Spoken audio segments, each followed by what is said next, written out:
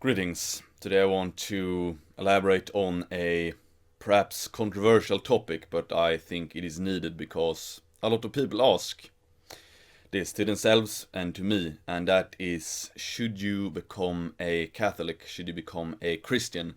And this is approached from an atheist sort of viewpoint. So I'm talking about the people in Sweden, Norway, certain parts of Germany, America, where you haven't grown up with Christianity. So if you have grown up with Christianity and you're a practicing Christian, and if you are part of a Christian community, I'm not saying that you should go away from it, because if you can draw strength from that, by all means, I don't want to be the one trying to take that away from you. So this is if someone is without a spirituality and can basically choose.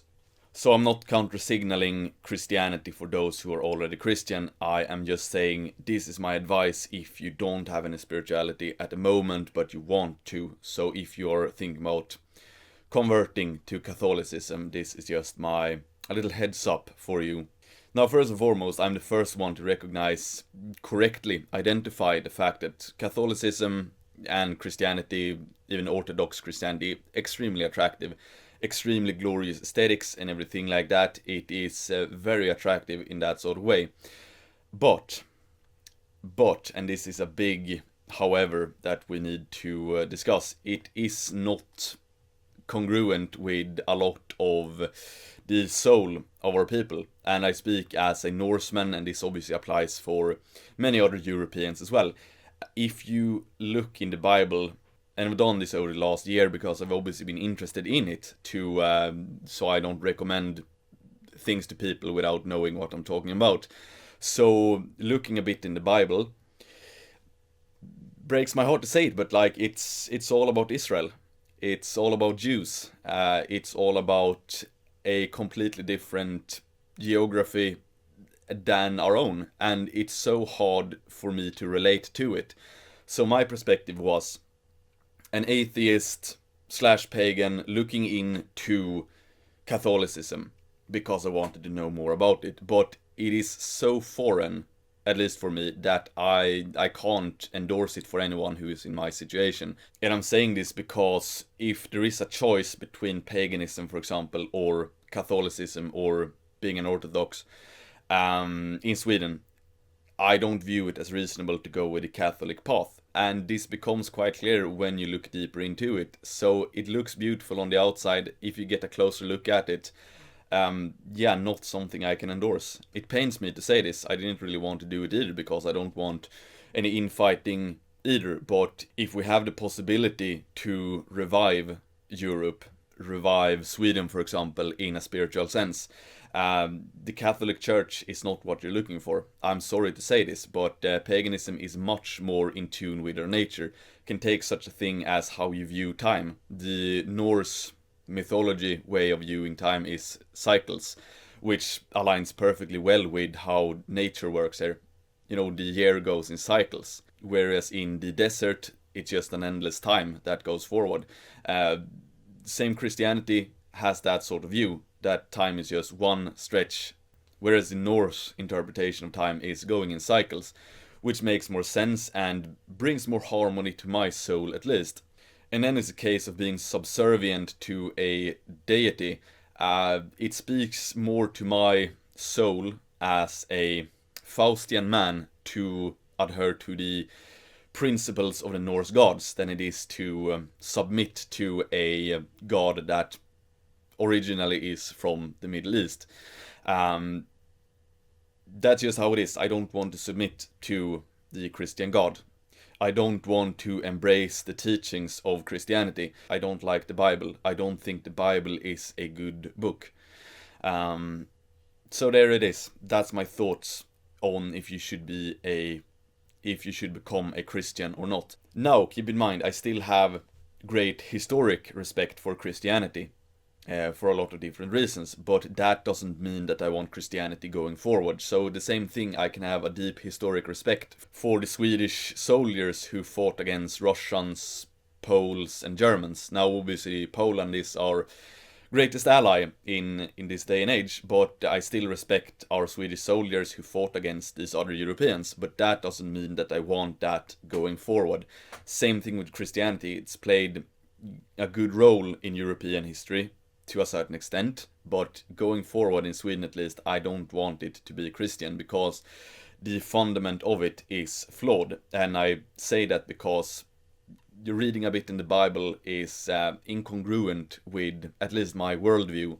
So I would definitely recommend a revival of paganism in especially Scandinavia. Then again, in countries such as Poland, France, Spain, Italy, I still want the Catholic Church to be strong there, because it's still a powerful entity. It's still an entity that brings people together. But in the north, in basically all Protestant nations, the church has become something that is quite separated from our souls, and something I cannot recommend anyone to partake in. And then someone might say that you're LARPing as a pagan. Yeah, but honestly, I would LARP even more as being a Christian, especially if you haven't been a Christian. So for me, I'm not baptized, I'm not confirmed, I have no real connection with the Catholic Church. So for me to adapt something that I can just feel it is not for me, that, if anything, would be LARPing.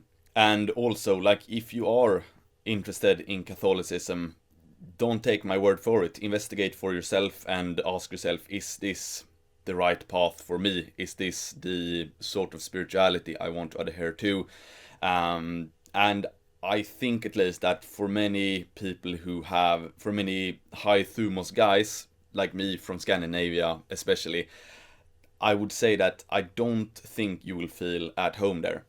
And here's something Survive the Jive told me when we talked about it. So I asked him, like, oh, what do you think about Christianity and Catholicism? And he held a 2-hour monologue, which I listened to. And a profound thing he said there was, it makes more sense to be a Christian in a city than it does if you have access to a forest. Because a church can supply that place of contemplation and serenity. But if you already live out in the countryside, if you have a forest nearby, and I mean in Sweden, even if you live in the city, it's not far to the nearest forest, then you already have your temple, as it were. And also, if you have a temple of iron, you can actively worship the teachings of Thor there.